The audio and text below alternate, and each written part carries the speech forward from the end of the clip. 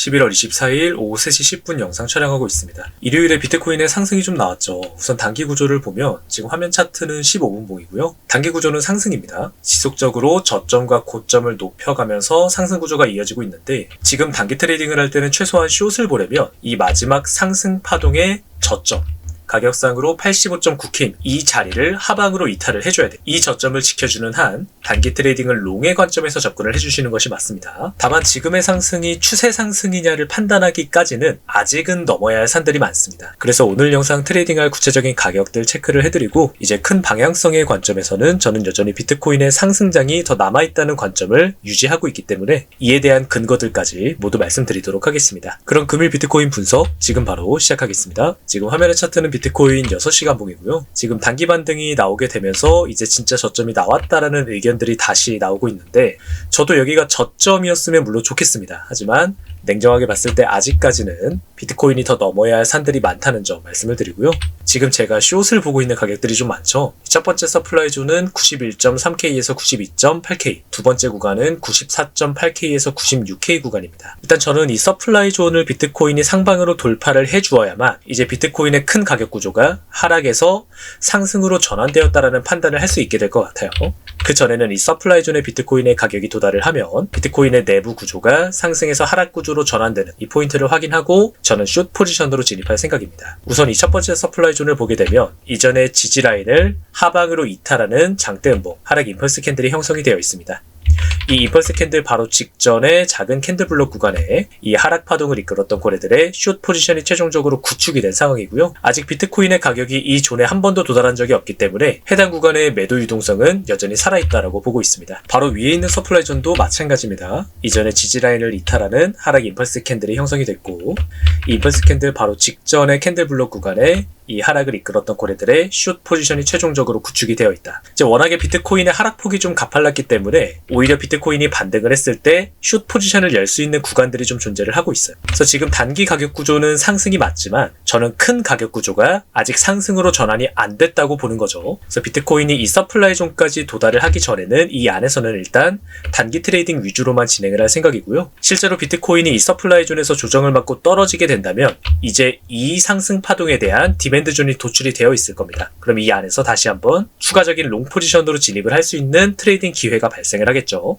다만 현재로서는 이 상승 파동이 진행이 되고 있는 상황이기 때문에 이 상승 파동이 최종적으로 마무리가 되면 이 안에서 매수가 가능한 디맨드 존을 도출을 해보도록 하겠습니다. 이제 시장에서 찐 저점이 나왔다라는 의견들이 또 나오고 있는데 제가 지난 영상에서도 잠깐 말씀을 드리기는 했지만 우리가 트레이딩을 할 때 자꾸 저점을 예측하려는 사고방식을 버릴 필요가 있어요. 물론 여기가 진짜 저점일 수도 있어요. 하지만 이 저점을 잡으려는 생각을 가지신 분들은 이미 앞전의 하락 구간들에서 동일하게 저점이다라는 판단을 내렸을 가능성이 높습니다. 특히 저점을 예상하고 이런 자리들에서 알트코인 매수가 대량으로 들어갔다면 아마 지금 상당히 큰 손실을 보고 계실 가능성이 높아요. 우리의 목적은 여기가 저점이냐 아니냐를 맞추는 게 아니라 트레이딩으로 돈을 버는 게 목적이기 때문에 이 돈을 벌기 위해선 가격이 크게 하락하는 동안 내 자본을 온전히 보존하고 있을 필요가 있습니다. 그래서 본격적인 매수는 이 비트코인의 가격 구조가 상승으로 전환되는 것을 확인하고 나서부터 알트코인을 비롯한 매수가 들어가더라도 전혀 늦지 않는다. 오히려 이렇게 가격 구조의 전환을 확인하고 진입을 하는 것이 우리가 진짜 기회를 잡을 수 있는 방법이다라는 점 말씀을 드립니다. 그리고 이 기회를 보고 있다는 것은 비트코인의 상승장이 끝난 것이 아니라 더 남아있다라고 판단을 하기 때문에 가능하겠죠. 그리고 저는 비트코인의 상승장이 더 가까워지고 있다는 판단을 여전히 유지를 하고 있습니다. 지금 화면 상단의 비트코인 일봉 그리고 하단의 김치 프리미엄 데이터를 보게 되시면 여전히 비트코인이 하락했던 과정에서 이 김프가 크게 상승하지 않고 있어요.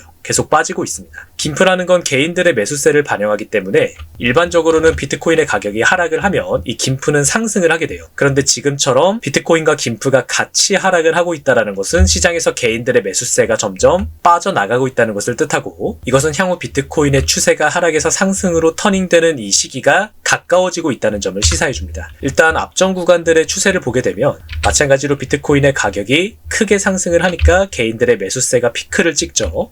이후 발생한 조정 구간을 통해서 이 개인들의 매수세를 충분히 빼는 과정이 나오게 됩니다. 앞의 구간들에서는 이 김프가 마이너스, 역프까지 빠지는 모습을 보여줬어요. 그 이후에 이제 고점을 돌파하는 상승 랠리가 다시 한번 시작이 되는데, 저는 지금의 비트코인 하락에서도 마찬가지로 개인들의 매수세를 떨어뜨리는 조정 국면이 펼쳐지고 있다고 판단을 하고 있고요. 비트코인의 가격이 추가 조정을 통해서 만약 김프가 마이너스, 역프까지 빠져준다면 가장 이상적인 시장 환경이 만들어질 것이다라고 생각을 하고 있습니다. 그리고 이제 여기서 추가적으로 생각을 좀 해봐야 되는 포인트가 유동성입니다. 결국 비트코인과 같은 위험 자산이 큰 폭으로 상승을 하기 위해선 이 시장에 유동성이 공급이 되어야 하는데, 12월부터 연준의 양적 긴축이 종료가 되고 지금 금리 인하 가능성이 다시 한번 높아지고 있다는 점은 시장이 모두가 알고 있는 사실이죠. 이 국면에서 다른 자산 시장이 아니라 비트코인으로 유동성을 직접적으로 유입시키는 그 트리거가 무엇일지를 생각을 더 해본다면, 마찬가지로 저는 금이라고 보고 있어요. 과거 비트코인의 상승이 큰 폭으로 나왔던 시기마다 금의 가격이 상승 이후에 조정을 받는 국면이었다는 점을 확인할 수가 있거든요. 즉, 이전의 상승을 통해서 금에서 발생한 유동성들이 이제 더 높은 리스크를 감수하고 다른 자산 시장으로 이동을 하게 되는데, 언제나 그 유동성들이 비트코인으로 들어왔기 때문에 이러한 데이터가 만들어지게 된 것이고요. 현재 금의 가격이 사상 최고 수준의 랠리를 이어나가고 있는데, 이제 금도 조정을 받을 때가 됐습니다. 그리고 금의 조정 국면에서 현재 쌓여있는 추가 유동성들이 마찬가지로 이번에도 저는 비트코인으로 유입이 될 것이다라고 생각을 하고 있어요. 그래서 지금 당장 비트코인의 저점이 나왔다라는 것은 아니지만 앞으로의 국면에서 비트코인의 상승장은 더 펼쳐질 가능성이 높다라는 관점을 가지고 있습니다. 그리고 이때가 저는 알트코인들에 대한 매수를 본격적으로 진행할 시기라고 판단을 하고 있어요. 그래서 지금은 지속적으로 단기 트레이딩을 통해서 자본을 쌓아 나가는 과정이고요. 이렇게 시장에 대해서 다소 보수적으로 접근하는 제 관점들이 영상을 보시는 시청자분들께도 보다 실질적인 도움이 되었으면 좋겠습니다. 이제 영상의 관점에 더해서 제가 하는 모든 거래는 구독자분들과 트레이딩 룸 통해서 실시간으로 다 공유를 하실 있습니다. 여러분 트레이딩 하실 때 같이 참고를 해보시면 좋을 것 같습니다. 참여 원하시는 분들은 영상 아래 고정 댓글에 트레이딩 룸 매니저 링크 통해서 문의를 해주시면 바로 확인을 해드릴게요. 차실랭 채널 구독자분들 누구나 들어오실 수 있는 공간입니다. 그럼 금일 비트코인 관점은 여기에서 마무리하도록 하겠습니다. 영상 끝까지 시청해주셔서 감사합니다.